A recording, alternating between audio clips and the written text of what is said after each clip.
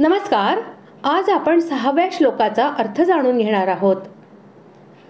सांख्ययोग आणि कर्मयोग यांच्या फलाची एकता सांगून आता भगवंत कर्मयोगाचे साधनाविषयक वैशिष्ट्य स्पष्ट करीत आहेत.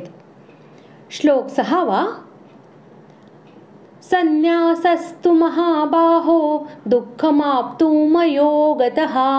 योगयुक्तो मुनिर्ब्रह्म न चिरेणाधिगच्छति.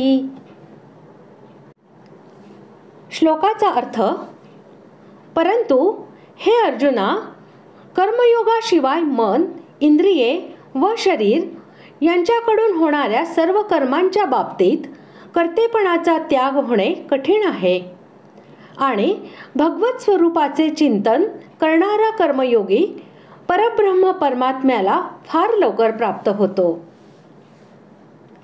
संन्यास म्हणजेच सांख्ययोग आणि कर्मयोगाचे फल एक असूनही साधनामध्ये कर्मयोगापेक्षा सांख्ययोग कठीण आहे. या वेगळेपणाचे द्योतक येथे तू हे पद आहे. सांख्ययोग आणि कर्मयोग हे दोन्हीही स्वतंत्र मार्ग आहेत. स्वतंत्र साधन असूनही दोन्हीमध्ये सुगमता आणि कठीणपणा यांचा फरक आहे. तो स्पष्ट करण्यासाठी भगवंतांनी असे म्हटले आहे. समजा एक मुमुक्षु पुरुष आहे आणि तो असे मानतो, समस्त दृश्य जग हे स्वप्नाप्रमाणे मिथ्या आहे, एकमात्र ब्रह्मच सत्य आहे. हा सारा प्रपंच मायेमुळे त्याच ब्रह्मावर आरोपित आहे. वस्तुतः दुसरी कोणतीही सत्ता नाहीच.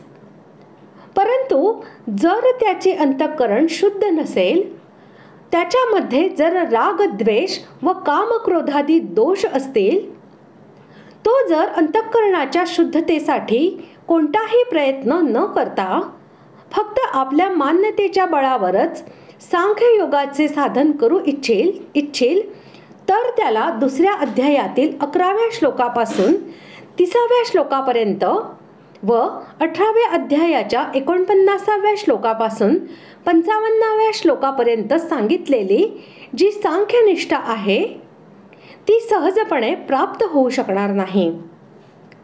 कारण जोपर्यंत शरीराविषयी अहंभाव आहे, भोगांविषयी ममता आहे आणि अनुकूलता प्रतिकूलता यांच्याविषयी आसक्ती द्वेष आहे, तोपर्यंत ज्ञाननिष्ठेचे साधन होणे म्हणजे संपूर्ण कर्मांविषयी कर्तृत्वाभिमानाने रहित होऊन निरंतर सच्चिदानंद घन, निर्गुण, निराकार अशा ब्रह्माच्या स्वरूपाविषयी अभिन्न भावनेने स्थित राहणे तर दूरच, ते समजणेही कठीण आहे. याशिवाय अंतःकरण अशुद्ध असल्याने मोहाला वश झालेल्या त्याच्या ठिकाणी जगदाचा नियंत्रण करता आणि कर्मफलदाता अशा भगवंतांबद्दल आणि स्वर्ग नरकादी कर्मफलाबद्दल विश्वास नसल्याने तो परिश्रम साध्य शुभकर्मांचा त्याग करेल आणि विषयासक्ती इत्यादी दोषांच्यामुळे तो पापमय भोगांमध्ये अडकून कल्याण मार्गापासून भ्रष्ट होईल अशी फार शक्यता आहे. म्हणून अशा प्रकारची धारणा असलेला मनुष्य जो सांख्ययोगालाच परमात्म्याच्या साक्षात्काराचा उपाय मानतो, तो सांख्ययोगाच्या साधनास लागण्यापूर्वी जेव्हा निष्काम भावनेने यज्ञ, दान, तप इत्यादी शुभकर्मांचे आचरण करून आपले अंतःकरण राग, द्वेषादी दोषांनी रहित असे शुद्ध करून घेतो, तेव्हाच त्याचे सांख्ययोगाचे साधन निर्विघ्नपणे पार पडू शकते आणि तेव्हाच त्याला सुगमपणे यश मिळू शकते. येथे याच आशयाने कर्मयोगाविना संन्यास प्राप्त होणे कठीण आहे असे सांगितले आहे.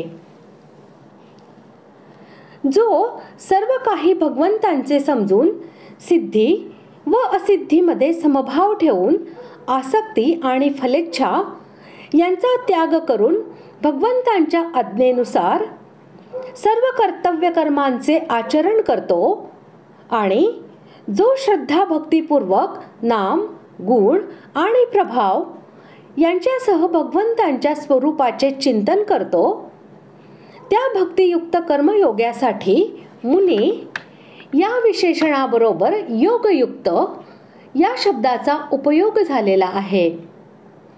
अशा कर्मयोग्याला भगवंतांच्या दयेने परमार्थ ज्ञानामुळे त्वरितच परब्रह्म परमात्म्याची प्राप्ती होते. अशा प्रकारे आज आपण 6व्या श्लोकाचा अर्थ जाणून घेतला. पुढील भागात आपण 7व्या श्लोकाचा अर्थ जाणून घेऊया. धन्यवाद.